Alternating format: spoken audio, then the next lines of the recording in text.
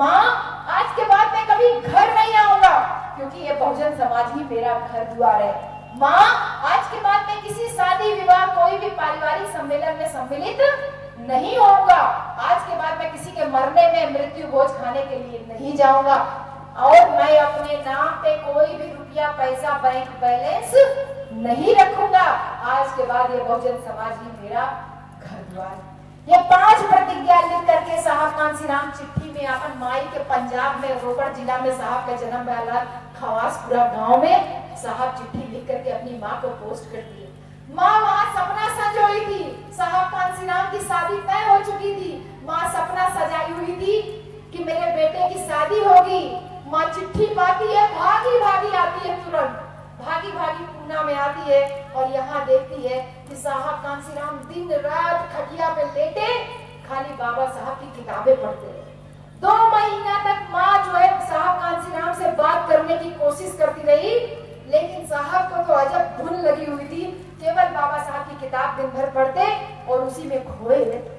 माँ से बर्दाश्त नहीं हुआ तो एक दिन माँ ने अपने बेटे से कांसीराम साहब से पूछा, ए कंसिया, साहब कांसीराम को प्यार से कंसिया बोलती थी, ए कंसिया, तू इन किताबों में ऐसा क्या लिखा है जो तू रात दिन इन किताबों को पढ़ने में लगा रहता है कि तेरे पास अपनी माँ से बात करने की भी फुर्सत नहीं है। साहब कांसीराम को जैसे लगता है नींद से किसी ने जगा दिया हो।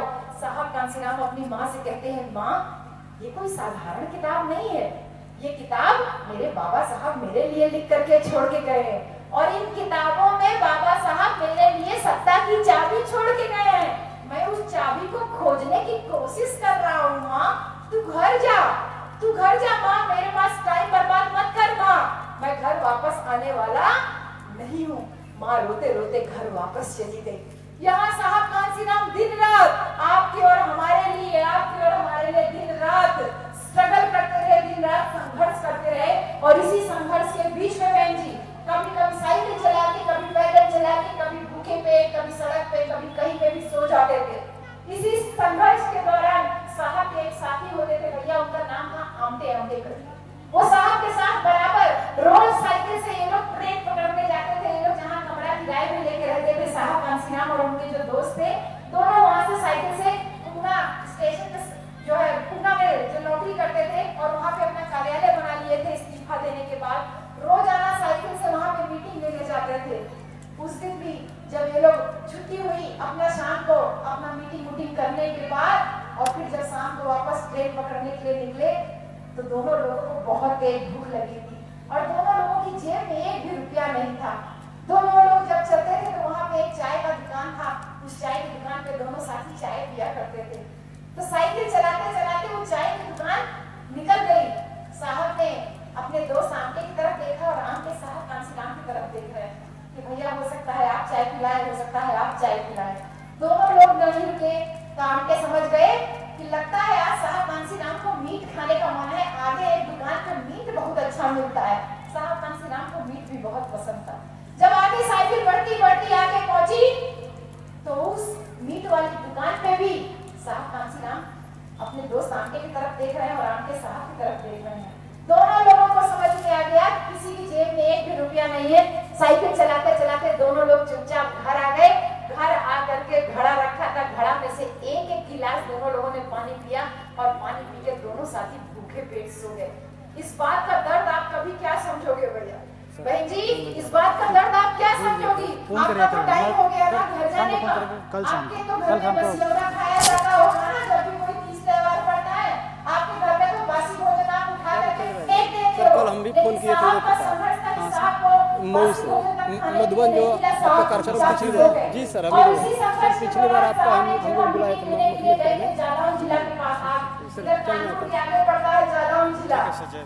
साहब कांसीराम वहां पर मीटिंग ले रहे थे और मीटिंग लेने के बाद रात में सारे साथी सो गए। उस दिन किसी के पास पैसा नहीं हुआ कि रात में खाने वाने की व्यवस्था हो जाए। दूसरा दिन बीत गया, कोई पैसा दिया नहीं, क्योंकि जो नौकरी पेशा लोग थे वही लोग पैसा देते थे, उसी से शाम को किसी तरीके से अपना खाना वाना लोगों का कार्यकर्ता लोगों का तय होता था। दूसरा दिन भी बीत गया, खाना खाने के लिए नहीं मिला। 2 दिन भूखे रह करके केवल पानी पी करके साहब कांसीराम और उनके और साथी लोग थे वो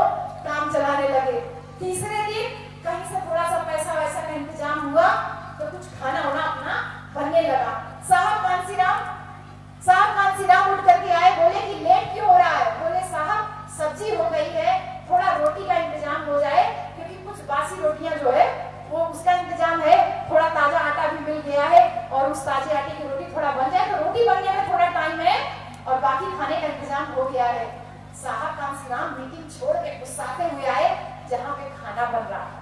देखिए आलू उबल रहा था, आलू की सब्जी बन रही थी और कुछ बासी रोटियों का इंतजाम हुआ था। वो रोटियां टोकरी में पड़ी थी। एक आदमी आटा सान रहा था। साहब कांसीराम चुपचाप बासी रोटियों में से रोटी उठाए और वो आधा कच्चा आधा पक्का आलू उसमें से कड़छुल से निकाले और निकाल के खाने लगे और कहते हैं आज मेरा समाज इतना उसका पेट भर गया है कि वो ताजी रोटी खाने का इंतजार कर रहा है। क्या तुम्हारा पेट वो समय भूल गए कि जब तुमको खाने के लिए नहीं होता था, आज तुम ताजा और बासी देख रहे हो। बासी रोटी खा करके साहब कांसीराम अपनी साइकिल लेकर के मिशन के लिए जुट गए। मेरे प्यारे भाई लोग, साहब कांसीराम को सच्ची श्रद्धांजलि अगर देना चाहते हो आप लोग तो साहब के जीवन की एक एक घटना को याद रखिए, एक एक घटना को याद रखिए। साहब एक साइकिल हमेशा अपने साथ में रखते थे। उसी साइकिल से साहब कांसीराम ने इतना बड़ा आंदोलन खड़ा किया। साहब कांसीराम साइकिल लेकर के वो जो चाय की दुकान थी, तो एक चाय की दुकान पे अपने कार्यकर्ता लोगों के साथ में रोज बैठ के चाय पीते थे। उस दिन भी साहब कांसीराम एक चाय की दुकान पे रुके अपने साथी लोगों के साथ में। वही आमटे जी भी उनके साथ में थे। साथ में रुके चाय की दुकान पे, चाय वाय पिए पीते बात करते रात का 11 बज गया। जब सब लोग जाने के लिए उठे तो देखे साहब कांसीराम की साइकिल गायब हो गई। साहब कांसीराम की साइकिल गायब हो गई थी। साहब कांसीराम तुरंत हल्ला बजाने लगे, मेरी साइकिल ढूंढो, मेरी साइकिल ढूंढो। आमटे जी कहे साहब जाने दीजिए, साइकिल चोरी हो गई, लग रहा कोई ले गया है, कोई बात नहीं, आप मेरी साइकिल इस्तेमाल कीजिए। साहब ने कहा ना ना, मुझे मेरी साइकिल ही चाहिए, नहीं तो मैं जाके पुलिस थाने में रिपोर्ट लिखवाऊंगा। जब पुलिस थाना की बात हुई तो जो ईरानी होटल था उसका मालिक थोड़ा डर गया और पता चला कि उसी ईरानी होटल में काम करने वाले एक बैरे ने साहब कांसीराम की साइकिल चुराई।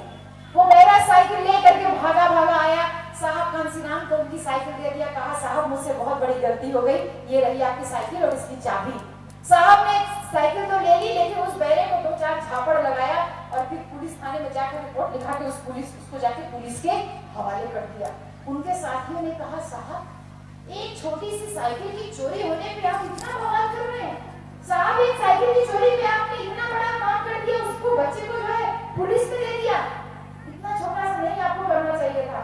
तब साहब कांसीराम की आंखों में आंसू आ गया और साहब ने कहा ये कोई साइकिल तुम्हारे लिए छोटी सी चीज होगी, लेकिन मेरे लिए मेरे मिशन को पूरा करने का ये एक साधन है। इस साइकिल के बिना मैं अपना काम नहीं कर पाऊंगा, मैं इसीलिए बहुत परेशान था। इसका महत्व तुम कभी समझ नहीं पाओगे। मेरे प्यारे बच्चों, इस बात का महत्व आप कभी समझ पाओगे कि नहीं पाओगे, मैं नहीं समझ पा रही हूँ।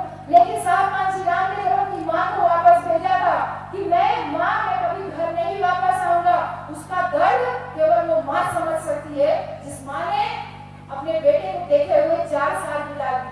साहब कांसीराम लगातार आपकी और हमारे लिए संघर्ष करते रहे। लगातार संघर्ष करते करते साहब कांसीराम ने संगठन बनाया बम से। जो नौकरी करने वाले लोग थे उनसे कहा कि तुम लोग हर महीने अपनी नौकरी का 15% 20% हिस्सा जो नौकरी ना करने वाले लोग हैं उनके ऊपर खर्चा कीजिए। साहब कांसीराम ने कहा कि जो नौकरी नहीं कर रहे हैं उनकी जिम्मेदारी भी है आप लोगों के ऊपर, इसलिए अपने समाज के लिए आप अपनी नौकरी का 20% पैसा दीजिए। इसको साहब ने कहा पे बैक टू सोसाइटी। लेकिन आजकल के ये देखिए क्या लोग हो रहे हैं, नौकरी मिलेगी तो अपन भाई भतीजे के भूल जाइए, अपन मेहरारू, अपन लड़का, अपन घर, अपन गाड़ी, अपन कार, अपन घर द्वार, खुद अपन होला, समाज पाछे चल जाए। इसीलिए साहब कहते थे तुम लोग बहुत नालायक हो, तुम लोग रिजर्वेशन खाने वाले लोग हो, तुम लोग बहुत नालायक हो, तुम लोग रिजर्वेशन वाले हो, तुम हमेशा मांगना सीखते हो, तुमने हमेशा मांगना जाना। और साहब ने इसी बात को आगे बोला, कहा कि ये जो दलित है, ये जो पिछड़े हैं, ये लोग बहुत नालायक हो, और जब तक तुम नालायक रहोगे तब तक मनवादी व्यवस्था काबिज रहेगी और तुम्हारे ऊपर हमेशा सवालों का शासन होता रहेगा। समझ गए भैया? आपके ऊपर आप जिला पंचायत भारत के संविधान की वजह से बने हो, इस धागे की वजह से नहीं बने हो। आप जैसा आचरण करोगे हमारे प्यारे बच्चे आपको देख के बिल्कुल वैसा ही आचरण करेंगे। आप मजबूत होंगे तो हमारे सारे समाज के बच्चे मजबूत होते रहेंगे। साहब ने कहा कि दलित पिछड़े नालायक जब तक रहेंगे तब तक ये मनवादी व्यवस्था उनके ऊपर शासन करती रहेगी। और अगर ये दलित और पिछड़े ये जाग गए तो इन ऊंची जाति वाले लोगों का भंडाधार हो जाएगा। और साहब ने अपनी बात को सब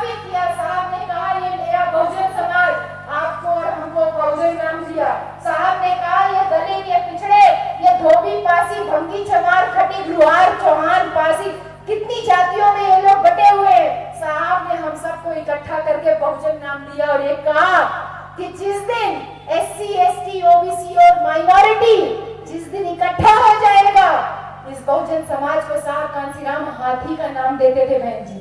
आपको और हमको हाथी कहते थे, हाथी। ये बहुजन समाज हाथी के समान विशाल है, लेकिन जातियों में ऐसा बटा हुआ है कि इसको अपनी शक्ति का एहसास नहीं हो पा रहा है। कुछ लोगों ने सदियों पहले आके हमको 6,500 जातियों में बांट दिया। साहब ने 6,500 में से 650 जातियों को इकट्ठा करके नाम दिया बहुजन और कहा कि ये बहुजन समाज हाथी के समान विशाल है, लेकिन जातियों में ऐसा बटा है कि इसको अपनी शक्ति का एहसास नहीं हो पा रहा है। लेकिन साहब एक बात कहते थे, जिस दिन ये मेरे बहुजन समाज को अपनी शक्ति का एहसास हो जाएगा, अपने वोट की ताकत का एहसास कर लेगा, उस दिन ये जो बैठा हुआ हाथी है, ये उस दिन फिर से उठ करके खड़ा हो जाएगा। और जिस दिन हाथी फिर से उठ के खड़ा हो गया ना भैया, ये जितना पौ पौ पौ गधा कुत्ता सुअर चिल्लाओ कर रहा था ना, यहाँ हुआ बिल्कुल हुआ है। हाथी के पैर तले पूरी तरीके से कुचल के रह जाएंगे, बसर के रह जाएंगे, खत्म हो के रह जाएंगे। ये बात केवल बहुजन या किसी एक पार्टी विशेष की नहीं है भैया, बात बहुजन समाज की है। SC, ST, OBC माइनॉरिटी जिस समाज के अंदर साहब कांसीराम ने वो चेतना भरी, उस चेतना को भरने के दौरान तो साहब अपने घर तक नहीं गए, लेकिन लगातार आपके और हमारे लिए संघर्ष करते रहे। और इस संघर्ष के दौरान साहब कांसीराम ने, लोग साहब कांसीराम को अवसरवादी बोलते थे, साहब कांसीराम ने एक बहुत बड़ा संगठन बना के खड़ा किया और उस संगठन के लिए साहब कांसीराम रात दिन लगे रहते। किसी के साथ इकट्ठा गठबंधन होने को मिलता, अवसर मिलता, मौका मिलता तो साहब कांसीराम उससे पीछे नहीं हटते थे। और इसी तरीके से 1993-94 में जब पहली बार साहब कांसीराम ने उत्तर प्रदेश में सरकार बनाई, तो उनके एक साथी थे, उनका नाम था अंगद यादव। नाम सुने भैया? अंगद यादव जी, आजमगढ़ वाले अंगद यादव जी। साहब कांसीराम ने पहली बार जब गठबंधन की सरकार उत्तर प्रदेश में बनाई, तो उस समय अंगद यादव जी उनके बहुत बड़े सहयोगी थे आजमगढ़ के। अंगद यादव जी उसमें मंत्री हुए। साहब कांसीराम दिन भर बात उत्तर के अपना सुबह शाम को सोए, सुबह उठ के जब नहाए, नहा के अपना कपड़ा फैलाए, कपड़ा फैला के अपना अंदर काम करने के लिए चले गए, तो अंगद यादव जी ने देखा कि जिस कांसीराम ने हम लोगों को इतना बढ़िया पैंट टी-शर्ट, बढ़िया कलर लगा हुआ कपड़ा पहनाया, वो कांसीराम की चड्डी और बट्टी में इतना बड़ा बड़ा छेद है। उनका दिल बड़ा देर घुटने लगा और वो तुरंत गए साहब कांसीराम के लिए 4 जोड़ा नया अंडरवियर और बनियान सिलवा करके लाके साहब कांसीराम की अलमारी में रख दिए और उनका पुराना चड्डी बट्टी जो था उसको उठा के फेंक दिए।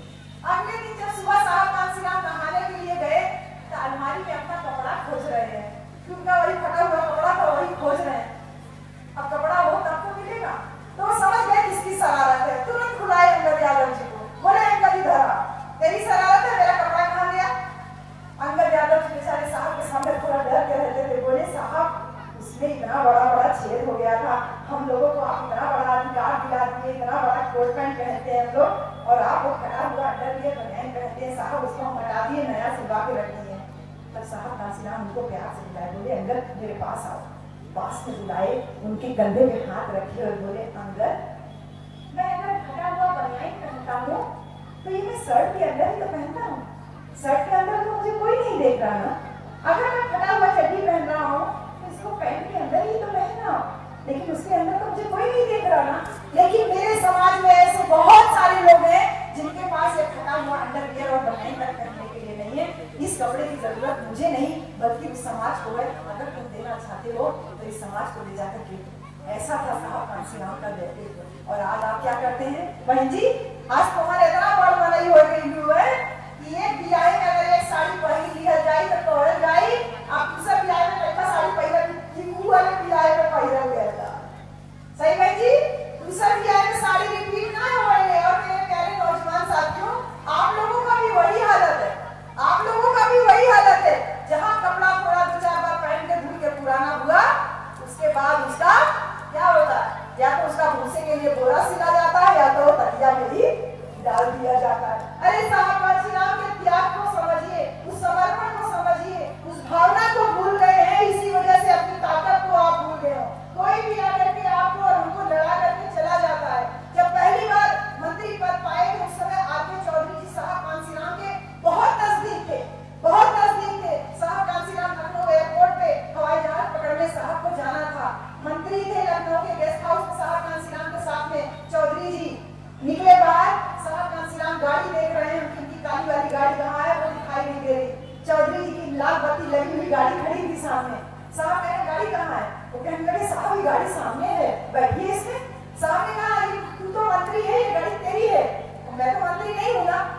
गाड़ी में मैं नहीं बैठ सकता, मेरी गाड़ी कहाँ गई? साहब कांसीराम गाड़ी देखने लगे कि मुझे एयरपोर्ट जाने के लिए जो मेरे लिए गाड़ी मंगाई गई थी वो कहाँ है? चौधरी जी बहुत जिद किए लेकिन साहब उसमें नहीं बैठे। कहे वो काली वाली गाड़ी किसकी है? बोले साहब वो अपने गाड़ी है। साहब फटाक से जाके काले रंग की अम्बेसडर कार में बैठ गए। उनके साथ साथ चौधरी आके चौधरी भी जाकर के बैठ गए। और जब दोनों साथी एयरपोर्ट के लिए जब गए तो जो लोग लखनऊ गए हैं जहाँ पे साहब कांसीराम इको गार्डन इस समय बना हुआ है, उस जगह पे पहले जेल हुआ करती थी बच्चों, पहले जेल हुआ करती थी। जब साहब कांसीराम की गाड़ी उसके सामने से निकली तब साहब कांसीराम अपने साथी से बोल रहे हैं, आरके चौधरी जी से बोल रहे हैं, ए चौधरी जरा पीछे देख, वो गाड़ी के पीछे उजम मोटका रहा की सब्जी गावत रहा कार आ रहा होगा। कहने लगे वो निषाद जी, कहने लगे हाँ, कहे देखो अपनी लाल बत्ती लगी गाड़ी में मेरे पीछे आ रहा है। हाँ आ रहा। सामने गाड़ी जो देखा पतरका जो मछली मारत रहा, देखा वो गाड़ी के पीछे आ रहा है। सामने कहा कोयरी थे और एक निषाद थे। बोले हाँ साहब वो भी अपनी लाल बत्ती लगी हुई गाड़ी में पीछे आ रहे हैं। साहब कांसीराम की आंखों में आंसू आ गया। साहब ने कहा वो समाज जो कभी मछली मारता था जिसको कोई पूछता नहीं था, वो समाज जो सब्जी उगाता था जिसको कभी कोई पूछता नहीं था, आज उस समाज ने अपनी वोट की ताकत का एहसास कर लिया तो लखनऊ की सड़कों पे मंत्री बन गया। और लखनऊ की सड़कों पे जब लाल बत्ती लगी हुई गाड़ियों में निकलता होगा तो इन मनवादी लोगों के छाती पे सांप लौटता होगा। ये देख करके आज मेरा सीना गर्व से चौड़ा हो गया। इतना बोलते साहब कांसीराम की आंखों में आंसू आ गया। कितना त्याग किया साहब कांसीराम ने आपकी और हमारे लिए। माँ से मिलने के लिए नहीं गए, लेकिन दुनिया कई बार बहुत छोटी हो जाती है। साहब कांसीराम की मीटिंग उनके अपने गांव में ही लग गई, पंजाब के रोपड़ जिला में। साहब की माँ भागी गई साहब के पिताजी के पास में, बोली बेटा की मीटिंग लगी है, चलो बेटा को मना करके वापस घर ले आते हैं। साहब के पिताजी कहते हैं जो लड़के ने अपना घर द्वार छोड़ दिया वो लड़का मेरे लिए मर चुका है, मैं उसको बुलाने के लिए नहीं जाऊंगा। बाप का दिल कठोर होता है, माँ का दिल मुलायम होता है। बाप ने मना कर दिया लेकिन माँ भी दिल नहीं माना, गई साहब की मीटिंग में। और ऐसे ही बहुत बड़ी सभा लगी थी। साहब की माँ पीछे जाके एकदम खड़ी थी और देख रही है कि जिस बेटे ने अपना घर द्वार छोड़ दिया उस बेटे को सुनने के लिए इतना दूर दूर से लोग आए हुए हैं। साहब कांसीराम का भाषण चलता जा रहा था, पीछे माँ खड़ी थी। माँ की आंखों से लगातार आंख से आंसू लगातार बहते जा रहे थे। जब साहब का भाषण खत्म हुआ तो माँ धीरे धीरे चल के आगे आती है साहब कांसीराम के सामने पड़ती है। जब कुछ लोग ही रह जाते हैं, 8-10 लोग साहब के आसपास रह जाते हैं। जैसे साहब कांसीराम की माँ उनके सामने आती है, उनको पकड़ के बहुत तेज रोने लगती है। रोते कहती है माँ रोते कहती है बेटा घर चल, तेरी माँ बुढ़ी हो गई है, तेरी माँ से घर का कोई काम नहीं होता है। बेटा घर चल, मैं तेरी शादी कराना चाहती हूँ, तू मेरे लिए बहू लेकर के आ, बहू तेरा घर के काम में हाथ बटाएगी। घर चल बेटा घर चल, मैं तेरे सर पे सेहरा बंधा हुआ देखना चाहती हूँ। माँ रोती जा रही है, बोलती जा रही है, लेकिन साहब कांसीराम एकदम चुपचाप खड़े हैं, ना तो चेहरे पे कोई भाव और ना आंख में एक आंसू। जब माँ रोती चुप हुई तब साहब कांसीराम धीरे से अपनी माँ को अपने से अलग किए और माँ के सर पे हाथ फेरते हुए बोलते हैं माँ तू घर जा, ये बहुजन समाज मेरा घर द्वार है, मैंने अपना जीवन इस बहुजन समाज के नाम पे कर दिया है और इस बहुजन समाज के लिए काम करते हुए अगर मेरी जान भी चली जाए तो भी मुझे कोई दर्द नहीं, कोई दुख नहीं। माँ मुझे सेहरा नहीं, माँ मुझे कफन चाहिए, माँ मुझे कफन चाहिए। साहब कांसीराम ने अपनी माँ को एकदम से अलग किया, करके चले गए। मैं आप लोगों से पूछती हूँ, यहाँ जितने नेता पनेता बुद्धिजीवी वर्ग बैठे हो, जो साहब बन के कुर्सी पे बैठे हो, जो साहब बन के नीचे इतनी सुंदर कारपेट पे बैठे हो, मैं आप लोगों से पूछती हूँ, और जो मंच में हमारे भाई लोग बैठे हैं, आप लोगों से पूछती हूँ कि साहब कांसीराम ने अपनी माँ से कहा माँ मुझे सेहरा नहीं, मुझे कफन चाहिए। किसके लिए साहब ने कहा कि माँ मुझे सेहरा नहीं, मुझे कफन चाहिए? किसके लिए कहा? हमारे लिए कहा। लेकिन हम क्या कर रहे हैं? हमने साहब को क्या दिया बदले में? जो साहब आजीवन शादी नहीं करते हैं, जो साहब आजीवन अपने नाम पे 1 रुपया बैंक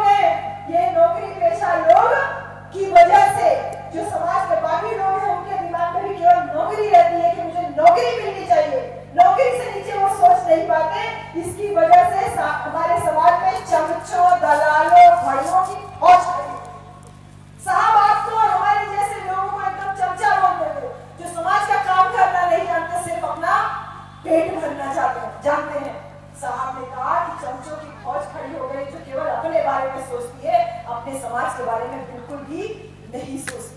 साहब ने इसमें कहा कि चमचे की जरूरत तब पड़ जाती है, चमचे की जरूरत तब पड़ जाती है जब समाज मजबूत होता है। जब समाज मजबूत होता है तब उस समाज में चमचों की फौज खड़ी की जाती है। कभी दारू दे करके, कभी पैसा दे करके, कभी भगोड़ा बांट के, कभी छाता बांट के, कभी हैंडपंप बांट के, कभी टुलपुल बांट के, कभी सड़क बांट करके समाज में चमचे पैदा किए जाते हैं। और आज साहब कांशी राम की 86वीं जयंती के अवसर पर मुझे ये कहते हुए बहुत दुख हो रहा है कि इन नौजवान बच्चों को जो टी शर्ट पहने हो ना, बाबा साहब का फोटो लगा हुआ, देख के गौरवान्वित महसूस करती, बहुत गर्व होता है तुम लोगों को देख करके। लेकिन आपके जैसे युवा बच्चों को गाइड करने के लिए आज साहब कांशी राम ने जिन चमचों से आगाह करने के लिए कहा था, उन्हीं चमचों में से एक नया चमचा हमारे और आपके बीच में पैदा कर दिया गया, जो नाम तो साहब कांशी राम का ले रहा है, लेकिन वास्तव में नाम समाज को तोड़ने का कर रहा है। और शाम तक मुझे लगता है उसकी खबर भी आपको मिल जाएगी। मुझे बहुत अफसोस होता है युवा बच्चों को देख करके कि सारे बुजुर्ग साथी आप लोग दिन भर चौराहों में सट्टी पे खाली बैठ करके सुरती खाइए, बीड़ी पिए, मसाला खाइए। सुबह सरकार बनाते हैं, शाम तक सरकार गिरा के घर में चले जाते हैं। और आजकल में एक नया प्रकोप फैला हुआ है, नया प्रकोप फैला है कि कोरोना हो जाएगा। ठीक है, कोरोना हो जाएगा, कोरोना भाई डर तो सबको लगना चाहिए, सर्दी जुकाम। लेकिन मजे की बात देखिए, हमारी यूनिवर्सिटी भी बंद हो गई, आपका कॉलेज भी बंद हो गया, सब लोगों के कॉलेजेस बंद हो गए, यूनिवर्सिटी बंद हो गई, स्कूल कॉलेज बंद हो गए। और क्या बंद हुआ? देश विदेश में जाना बंद हो गया, मंदिर मस्जिद बंद हो गया, ईश्वर अल्लाह बंद हो गया। एक छोटे से कोरोना वायरस के डर की वजह से, एक छोटे से वायरस का इतना बड़ा खौफ है और बंद हो गया। और लोग चुप, कौन कौन चुप है?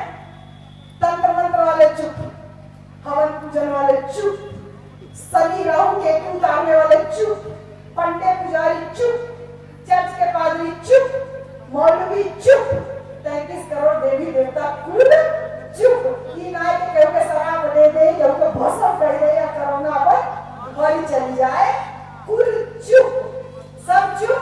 एक कोरोना वायरस ने इतना बड़ा खौफ पैदा कर दिया, इनके डर ना लगा। देखा सूती रगड़ा है बहनी, केतनो समझावा, केतनो समझा, कुकुर के पूछ 12 साल नलकी डाल के रखा, लेकिन तब वो सोच ना हो।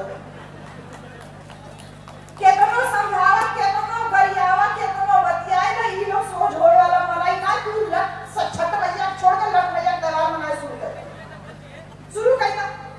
तू सुरती रगड़े शुरू करा, तू बीड़ी पीना शुरू करा, और इना करो तो लट भैया त्योहार मनाए शुरू करा। भैया ये बात के बहुत ठीक से जानेगा, जब तू ऐसे सुरती रगड़ा लगा, ऐसे किए लगा, तो तुम्हें और एक हिजड़ा को फर्क ना रहेगा। बहुत ठीक से समझेगा, जे सुरती खाला बहुत ठीक से समझेगा। जब सुरती खोइया भैया तो लगता है युवा बच्चे आप लोग बोलना शुरू करो, अरे कभी तो सीरियस हो यार अपनी लाइफ में, कभी तो सीरियस हो।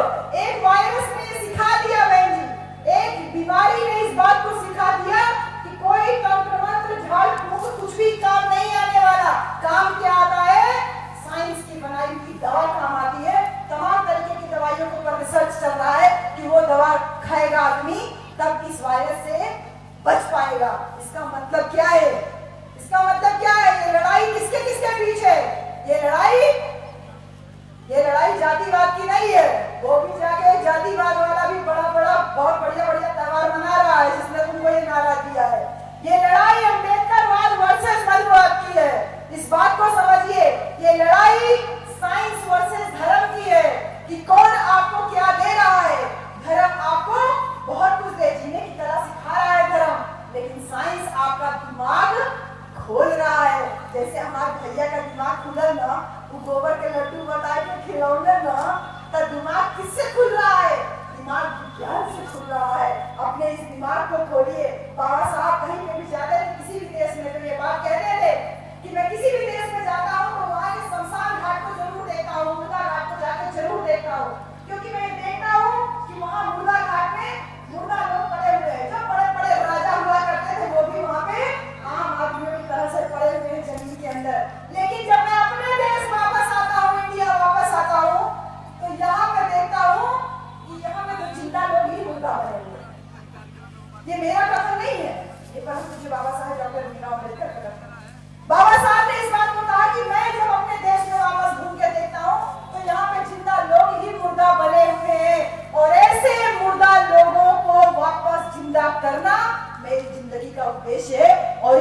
उद्देश्य को साहब कांसीराम ने सही मायने में पूरा करने का प्रयास किया। गांव-गांव घूम करके, साइकिल पैदल घूम करके इतना बड़ा संगठन बना के खड़ा कर दिया कि बैठा हाथी खड़े हुए गधे से कहीं ज्यादा ऊंचा दिखाई देता है। टेंशन लेने की जरूरत नहीं है। बहुत सारे चर्चे हमारे समाज में इस समय पैदा कर दिए गए। टेंशन लेने की जरूरत नहीं है, परेशान होने की जरूरत नहीं है। लेकिन हाँ, अपने काम को ईमानदारी से करते रहने की जरूरत है। अपने काम को ईमानदारी से करते रहने की जरूरत है। ये लड़ाई अम्बेडकरवाद वर्सेस मनुवाद की है। एक विचारधारा वो है जो आपको कहती है कि तुम नीच हो, तुम अछूत हो, तुमको नीचे ही रहना चाहिए। वो व्यवस्था कभी नहीं चाहती कि भारत में संविधान जिंदा रहे, क्योंकि संविधान का मतलब ज्ञान है। संविधान का मतलब ज्ञान है। वो ज्ञान आपको कहता है, अरे बाबा बड़े तो अपन घोड़े के न होई, ठाकुर होई तो अपन घोड़े के न होई, हम काहे अपन खटिया छोड़ के उठे। यही बोलते हैं ना बच्चे आजकल के, अरे वही तो अपन घोड़े के न होई, वो हमके रोटी पानी दे दे, हमारे माई दादा देते, हमारे बाबा साहब देते। वो व्यवस्था, ये लड़ाई इसके विचारधारा की लड़ाई है, इसके अलावा और कोई लड़ाई नहीं है। अपने दिमाग से इस कचरे को निकाल दीजिए कि आप ऊंची जाति के हो, क्योंकि अभी नागौर में भैया, राजस्थान में वही नागौर जिला है और नागौर के बगल में एक और जिला है बाड़मेर। जैसे ही बलिया और गाजीपुर है, ऐसे नागौर और बाड़मेर जिला है राजस्थान में। भैया कहते अपन बिरादरी के मनाई रहा, अपन का नाई बिरादरी के मनाई रहा, अपने समाज का रहा। उसका केवल इतना गलती था कि जिस दुकान पे वो अपनी मोटरसाइकिल बनवा रहा था, उस दुकान पे एक और आदमी अपना मोटरसाइकिल बनवा रहा था, उसकी जेब में से 50 रुपया गायब हो गया। और उसने ये जानते हुए कि आदमी नीति जाति का है, मारने के उद्देश्य से कहा कि तुमने मेरा पैसा लिया है, और उसको पकड़ कर ले गए पीछे। 4-5 आदमी पहले तो उसको मारे और मारने के बाद उसके पिछवाड़े में पेचकर घुसेड़ दिए गए। सिर्फ 2 दिन के बाद बाड़मेर जिले में वही घटना होती है, आदमी के शरीर में सरिया घुसेड़ दिया जाता है। मतलब समझ रहे हो भाई लोग? मतलब समझ रहे हो? औरत के ऊपर आपने अत्याचार किया तो वो अत्याचार की श्रेणी में आया, लेकिन आदमी के ऊपर अत्याचार कर रहा है, इसको किस श्रेणी में रखोगे? किस श्रेणी में रखोगे? पिछले 4 साल में 38 दुल्हा लोग घोड़ी पे से उतार दिए गए। 38 दुल्हा लोग घोड़ी पे से उतार दिए गए। भाई जी कहते हैं कि दुल्हा घोड़ी नहीं चढ़ सकता, क्योंकि दुल्हा नीची जाति का है। और वो नीची जाति कौन कौन सी है? कुम्हार है, नाई है, लुहार है, अहिर है। इन जातियों के दुल्हे घोड़ी पे से उतारे गए। हम लोगों की जातियों के तो खैर आमतौर पे उतारे जाते हैं, हम उनकी बात करते ही नहीं। इनको कह रहे हैं ये नीच है, इनका दुल्हा घोड़ी चढ़ के नहीं जा सकता है। और मजे की बात देखिए, निर्भया कांड हुआ था दिल्ली में 2012 में हुआ। उसके साथ जिसने वो गुनाह किया, उन 3 साथी लोगों को फांसी की सजा हुई। बहन जी आपन एक बहिन रहा, बहन जी ओकरे साथ अत्याचार भइल, ओके मार दिए। 3 लोगों को फांसी हुई, और जिन लोगों को फांसी हुई में एक का नाम है मुकेश शर्मा। और उसके पक्ष में कुछ लोग उतरते हैं, कहते हैं कि ब्राह्मण को फांसी चढ़ाएंगे तो पाप लगेगा। हम लोग राष्ट्रपति के पास गुहार लगाने जा रहे हैं कि मुकेश शर्मा ब्राह्मण को फांसी ना दिया जाए। मतलब समझ रहे हो? मतलब समझ रहे हो? अम्बेडकरवाद वर्सेस मनुवाद की लड़ाई सामने खुलेआम शुरू हो गई है। वो आपको दूल्हे को घोड़े में नहीं चढ़ने दे रहे, आदमी के शरीर में पेचकस प्लास सरिया डाल रहा है, आदमी के ऊपर अत्याचार शुरू कर दिया है। और इसीलिए साहब कांसीराम ने नारा दिया था, पिछड़ा समाज जागेगा और ब्राह्मणवाद भागेगा। इसीलिए साहब ने कहा था कि पिछड़े समाज के लोग, तुम लोग 100 में 52 हो, और तुमको खाने को मिल रहा है 100 में 27। 100 में 27 मिल रहा है खाने के, संख्या में हो 100 में 52। हम लोगों को तो हमारी संख्या के अनुपात में थोड़ा बहुत मिल ही जा रहा है। 15-20%, 22%, 25% जनसंख्या, उसके हिसाब से 20-22% SC/ST को मिला के मिल रहा है। अपन को तो चलो मिल जा रहा है, लेकिन पिछले समाज के लिए सबसे बड़ा आंदोलन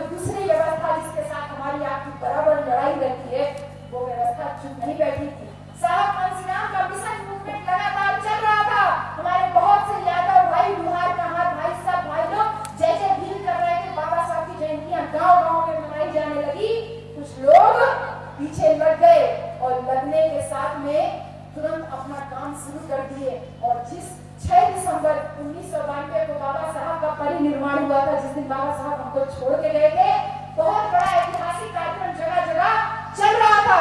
उसी दौरान कुछ लोगों ने, साहब कांसीराम ने जो नारा दिया था कि आरक्षण से लेंगे एसपीडीएम, मंडल कमीशन लागू करो वरना कुर्सी खाली करो, ये पिछड़े समाज को जगाने के लिए साहब कांसीराम ने नारा दिया था।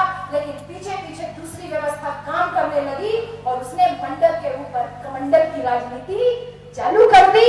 आपसे कहा कि तुम नून रोटी खाएंगे लेकिन मंदिर वही बनाएंगे और उसके बाद धागा हाथ में पहनाएंगे और फिर आपको और हमको गुलाम बनाएंगे। वो व्यवस्था लगातार काम कर रही थी और उसने देखा, लोगों को बरगलाया, अरे कांसीराम ने तो चमारों की पार्टी बनाई है, तुम तो वही हो, तुम तो चमार से ऊंचे हो ना। अरे कांसीराम ने तो चमारों की पार्टी बनाई है, तुम तो कांसीराम से उससे ऊंचे हो। अरे कांसीराम ने तो चमारों की पार्टी बनाई, तुम तो धोबी हो, तुम तो उससे ऊंचे हो, तुम तो लुहार हो, तुम कहार हो, तुम सुनार हो, तुम सब उससे ऊंचे हो। तुम खाली कांसीराम के साथ में काम कर रहे हो। लेकिन कांसीराम साहब कभी किसी से डरे नहीं, लगातार काम करते रहे। लेकिन साहब कांसीराम का स्वास्थ्य कमजोर होता गया, साहब कमजोर होते गए, बीमार पड़ गए, हार्ट अटैक, हार्ट वाला जो पेसमेकर, बहुत सारा उनको बीमारी भी लग गया और फिर उनका काम लगातार जारी रहा। उस बीमारी हालत में भी डॉक्टर ने उनको कहा कि केवल 15 मिनट से ज्यादा आप बैठ के काम ना कीजिए। जब डॉक्टर ने उनसे कहा कि 15 मिनट से ज्यादा काम ना कीजिए, उस दौरान भी साहब कांसीराम बिना थके बिना रुके 18 घंटा काम करते थे। जब साहब कांसीराम ने पार्टी बनाई, उससे पहले साहब ने कहा कि मेरा एक अखबार होना चाहिए, हमारे बहुजन समाज का एक अखबार होना चाहिए। और साहब कांसीराम ने बहुजन टाइम्स नाम के अखबार को जब प्लान किया, बनाने का सोचा, तो 2 महीने से लगातार तैयारी करते करते कि 10 अप्रैल को साहब कांसीराम उस अखबार को छाप करके इसका उद्घाटन करना चाहते थे। 5 दिन पहले ही साहब कांसीराम पूना पहुंच गए कि अखबार वहीं से प्रिंट होना था। 5 दिन में 4 दिन तक लगातार बिना सोए हुए, केवल लगातार साहब कांसीराम बराबर उसका अपडेट करते हैं कि कैसे हमारे बहुजन समाज का एक अखबार निकल जाएगा। और जब रात को करीब 2 बजे जब उस अखबार का पहला पन्ना प्रिंट हुआ, यानी 10 तारीख की रात में 2 बजे 1984 की बात है, जब पहला पन्ना प्रिंट हुआ तो साहब की आंखों में खुशी से आंसू भर आए और साहब ने कहा, चलो अब सोने चलते हैं, अब बहुत थकान हो रही है, चलो सोने चलते हैं क्योंकि सुबह अखबार का उद्घाटन भी करना है। और फिर साहब कांसीराम देख रहे हैं कि अखबार के दफ्तर में बैठे हैं, बहुत सारा बंडल पड़ा है, मशीन खटर पटर कर रही, तो वहां तो नींद आएगी नहीं। साहब अपने साथी से कहते हैं कि चलो बाहर चलते हैं, बाहर गिट्टी उट्टी पड़ी हुई है, मौसम सुहाना, हवा लगती रहेगी, चलो बाहर चल करके बैठते हैं। और साहब अपने साथी के साथ बाहर आए, बाहर ही सड़क बनाने वाली बजरी पड़ी थी, साहब उसी पे लेटे और लेटते ही साहब कांसीराम को नींद आ गई। और 5 बजे जब उनके बाकी सारे कार्यकर्ता लोग आए कि अब तैयारी करनी है, तो साहब कांसीराम को सड़क पे बजरी पे सोता हुआ देखे तो साहब को जगाए, कहे साहब चल के कमरा में सो जाइए, वहां सो जाइए, वहां सो गई। तो 5 बजे नींद खुली, बोले नाना जितना सोना था सो लिया, अब चल के तैयारी करनी है क्योंकि आज हमारे बहुजन समाज का पहला अखबार निकल गया। इस मेहनत को समझिए मेरे प्यारे भाइयों, कोई भी आकर के आपको एक छोटा सा साधन उपलब्ध कराता है, उस साधन के बदले में अपने वोट का सौदा कर देते हो। यही वजह है जो बाड़मेर में घटना हुई, आपका दूल्हा जो घोड़ी से उतारा जा रहा है, इसके पीछे और कोई जिम्मेदार नहीं, इसके पीछे आप और हम जिम्मेदार हैं। रोजाना अपनी जाति को ऊंचा साबित करने में लगे रहते हो, अलग अलग लगे रहते हो, इसीलिए मार खा रहे हो, इसीलिए पीटते जा रहे हो। वो साहब कांसीराम थे जिसने इस मनुवाद की नाक में दम कर दिया, मनुवाद की नाक में दम कर दिया था ये नारा दे करके कि वोट हमारा राज तुम्हारा नहीं चलेगा, नहीं चलेगा। साहब ने कहा जिसकी जितनी संख्या भारी उसकी उतनी हिस्सेदारी। साहब ने कहा 100 में 85 है हम, 100 में 85 है हम, यानी SC, ST, OBC और माइनॉरिटी 100 में 85 है और ब्राह्मण ठाकुर बनिया ये केवल 15% है। और साहब कांसीराम अपनी इस बात को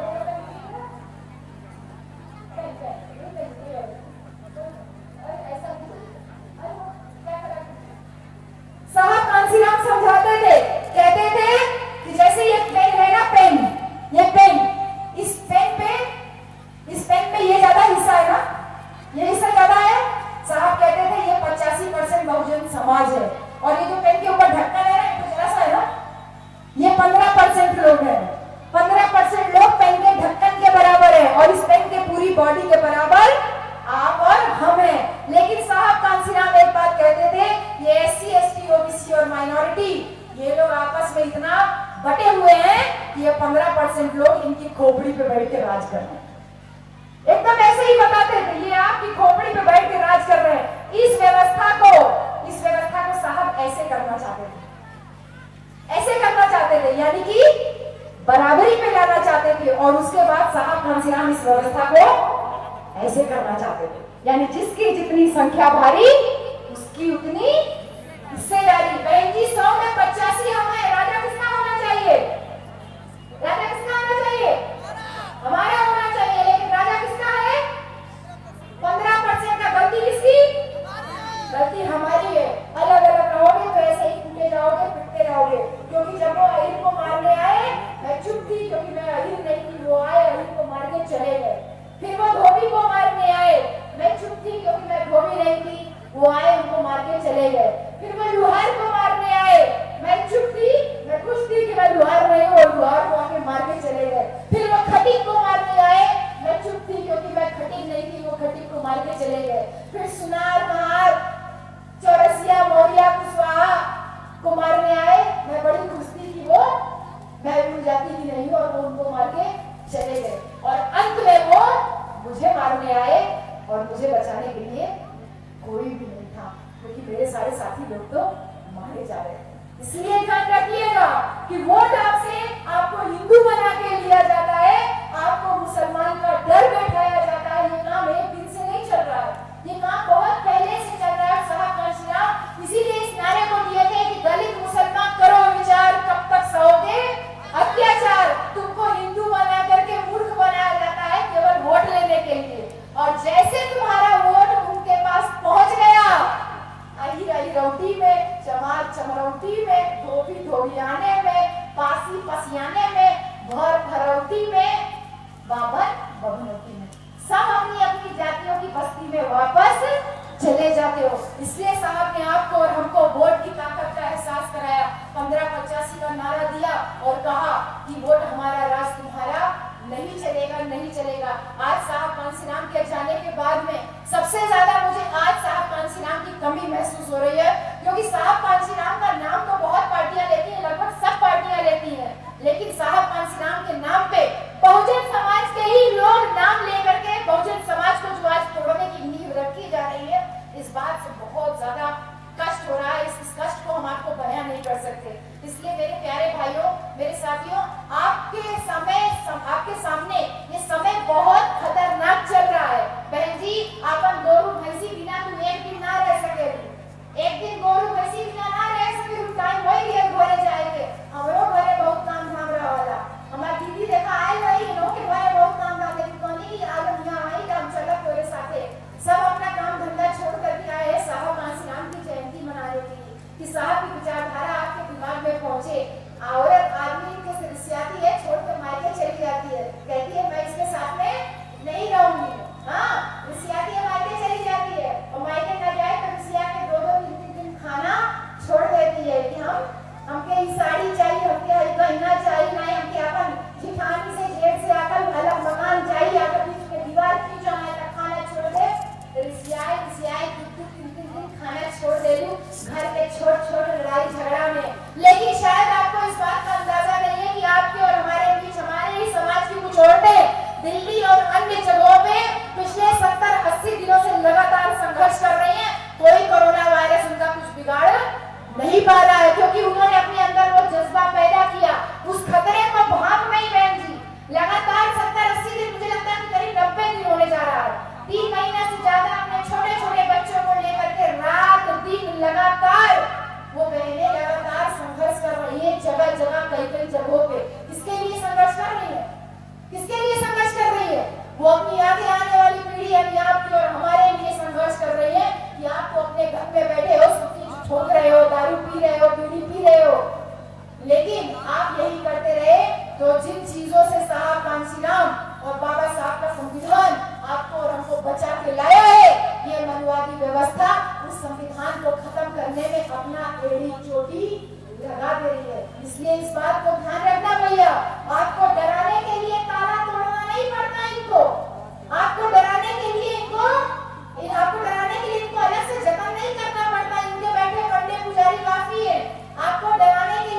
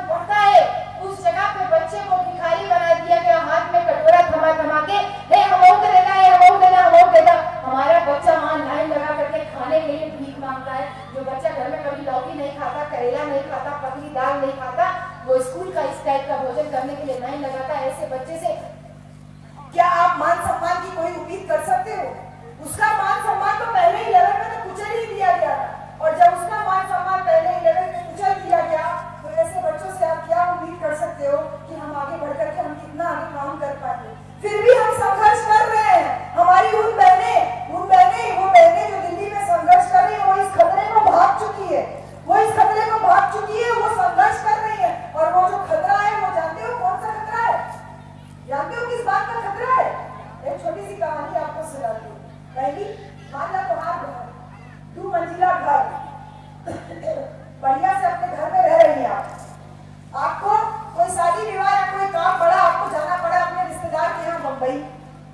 आप पड़ोसन को चाबी दे दी कि भाई हमारा घर जो हाँ कहीं देखा बढ़िया, हम तनी काम निपटा के आओ हैं।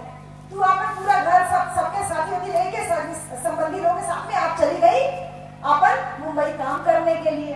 आपको वहां पे फंस गई, काम टाइम ज्यादा लग गया, 1 महीना लग गया। 1 महीना बाद आप वापस आई। आपके पड़ोसी ने क्या किया, आपके घर की चाबी तो उसके पास थी, उस पड़ोसी ने घर के अंदर घुस के आपके घर का कागज निकाल लिया। कागज निकाल करके घर बेच दिया और घर बेच करके उसका पैसा अपने पास रख लिया। जब आप 1 महीना बाद वापस आई तो पता चला आपका घर तो बेचा जा चुका है। तो पड़ोसी से तुरंत कही कि भैया चाबी लो। कहने लगे कैसा घर? कह रहे हमारे घर की। कह रहे कब दिया था? कह रहे मैं गई थी वहां, मुंबई गई थी, वहां जाने से पहले मैंने तुमको चाबी दिया था। बोले किसका घर? कह रहे मेरा घर। कह रहे वो तुम्हारा घर का, वो तो उसका घर है। कह रहे कि तुमने ऐसा कैसे मेरे घर को बेच दिया, वो तो मेरा घर था, मैं तुम्हारी पुलिस में कंप्लेन करूंगी। उसने कहा चुप मार के मुंह बंद करके बैठो, अगर पुलिस में जाओगी तो तुम्हारे घर को डिटेंशन कैंप बना के तुमको उसी में बंद करवा दूंगा। मतलब समझ रहे हो? मतलब समझ रहे हो? जितना मूंछों पे ताव देना है भैया कह लीजिए, जितना धन संपत्ति जोड़ना है जोड़ लीजिए। आपसे आपके ही देश में आपके नागरिक होने का सबूत मांगा जा रहा है। इस खतरे को कुछ लोग भाग गए और लगातार उसके खिलाफ संघर्ष कर रहे हैं, मोर्चा खोल दिए हैं। और इसीलिए आप लोग को भी उस चीज से तैयार हो जाइए, उस चीज के लिए तैयार हो जाइए भाई जी कि आदमी से रिसिया के 2 दिन खाना नहीं खा रही है।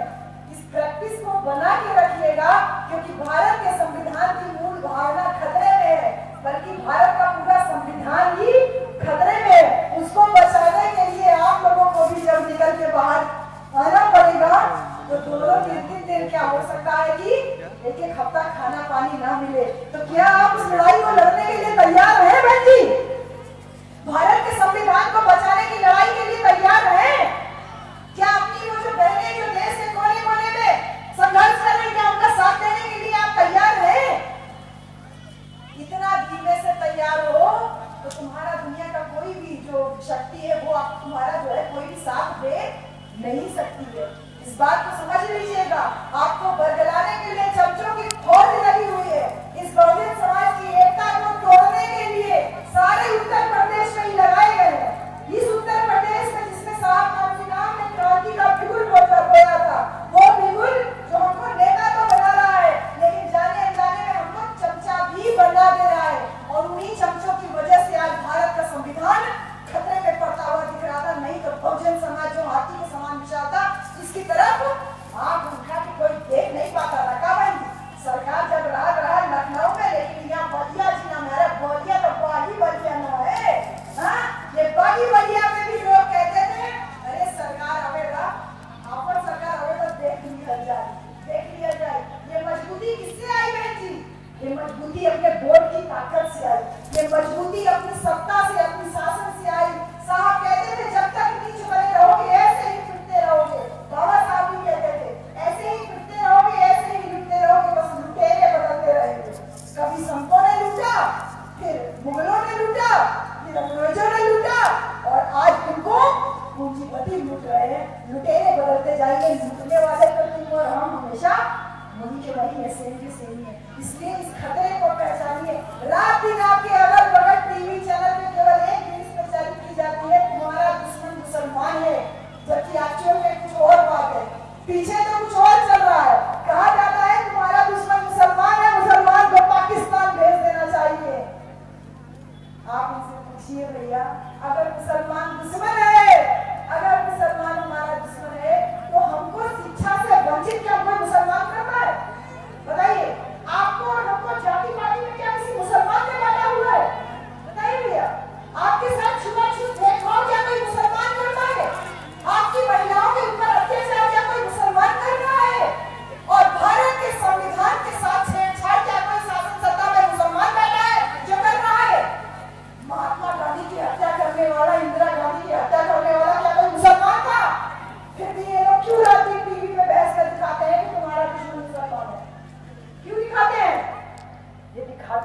कहीं ये पता ना चल जाए कि फातिमा शेख ही वो मुसलमान औरत थी जिसने तुम्हारे हमारे लिए शिक्षा का पहला दरवाजा दिया। ये डरते हैं कहीं पता ना चल जाए इतिहास का कि उस्मान शेख वो मुसलमान था जिसने आपके और हमारे लिए शिक्षा का पहला दरवाजा खोला।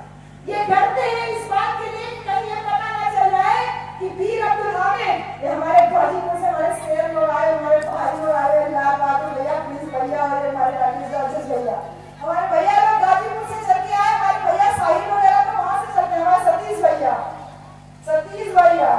क्या बोलते हैं देवरिया वाले, आपको वॉर में काम कर रही हूँ, आज जो काम होने जा रहा है अब आप लाठी खाने वाला काम कर रहे हो।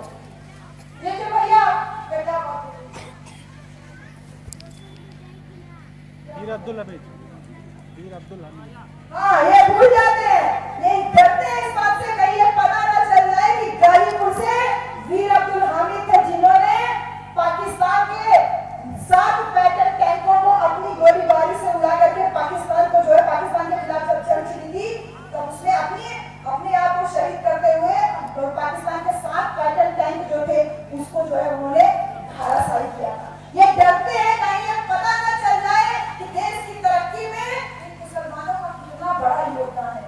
आपको ये बात को जान के बहुत आश्चर्य होगा, अगर मुसलमान काम करना बंद कर दे तो पूरी मुंबई एक दिन में ठप हो जाएगी, एक दिन में पूरा मुंबई ठप हो जाएगा, क्योंकि मुसलमान वो कौम है, हमारे बच्चे तो पढ़ लिख जाएंगे तो ठेला चाउमीन का गोलगप्पे का लगाने में तो शर्म आएगी, लेकिन मुसलमान वो कौम है जो चाउमीन का ठेला भी लगा लेता है और वीर अब्दुल हामिद की तरह देश के लिए शहीद भी हो जाता है, पढ़ लिख करके अफसर भी बनता है। मुसलमान वो कौम है जो साइकिल का पंचर भी जोड़ लेता है और एपीजे अब्दुल कलाम की तरह मिसाइल मैन बन करके वो देश का मान सम्मान गौरव भी बनाता है। मुसलमान हर एक छोटा काम करके और उसके साथ साथ वो पढ़ लिख करके वो जज भी बन जाता है, डीएम अफसर कलेक्टर भी बन जाता है और उसके साथ में देश का राष्ट्रपति पद और उपराष्ट्रपति तक भी वो पहुंच जाता है। ये सब लोग जानते हैं कि मुसलमान और जो दलित समाज और पिछड़ा समाज है, अगर ये एक हो गया, अगर इसको ये समझ में आ गया कि मुसलमानों के नीचा होने और पीछा होने के पीछे क्या राज है, इन पिछड़ों को पीछा बनाने वाले के पीछे कौन है, इन दलितों को नीचा रखने वाला कौन है, अगर इन तीनों लोगों को ये बात समझ में आ गई तो ये तीनों इकट्ठा हो जाएंगे। और अगर दलित पिछड़ा और मुसलमान इकट्ठा हो गए तो क्या होगा, देश से मनुआर को भागना पड़ेगा। इस बात को ये लोग बहुत अच्छे से समझ गए, इसीलिए रात दिन आपके और हमारे बीच में मुसलमानों के खिलाफ नफरत का बीज बोया जाता है। लेकिन मुद्दा वही है कि दुश्मन अगर मुसलमान नहीं है तो दुश्मन है कौन? दुश्मन है कौन? हमारी लड़ाई किसके खिलाफ है? बहन जी, अपने दुश्मन को पहचानना बहुत जरूरी है। शिक्षित होने का मतलब ये नहीं कि पढ़ लिखे आप डॉक्टर इंजीनियर प्रोफेसर हो जाएंगे। बहुत सारे पढ़े लिखे लोग हैं लेकिन सबके सब अपनी फील्ड में घुसे हुए हैं। बहुत कम लोग हैं जो हमारे भाई जो प्रिंसिपल साहब है, इतनी जबरदस्त बातें आपने बताया, मैं बहुत धन्यवाद देती हूँ भाई आपको, आपके जज्बे को, और आप लगातार जो संघर्ष कर रहे हैं। आपके जैसे हमारे समाज में बहुत कम लोग हैं और मुझे बहुत आज खुशी भी हो रही है कि मुझे आपसे मिलने का मौका मिला। जो समाज को उठाने के लिए आप काम कर रहे हो, ये सच में बहुत ज्यादा काबिल तारीफ, और आप लोगों को इनसे इस बात को सीख भी लेनी चाहिए। असली दुश्मन कौन है इस बात की समझ होनी चाहिए। पढ़ लिख के खाली डीएम अफसर कलेक्टर डॉक्टर इंजीनियर प्रोफेसर बनने से कोई मतलब नहीं है। अगर दुश्मन को नहीं पहचानते हो तो दुश्मन है कौन बेटा? दुश्मन वो है जिसने आपको और हमको जाति व्यवस्था में बांटा, वो है हमारा दुश्मन। जो हमारे साथ छुआछूत जातिवादी भेदभाव करता है वो हमारा दुश्मन है। जिसने हमको ऊंच नीच की व्यवस्था में बांटा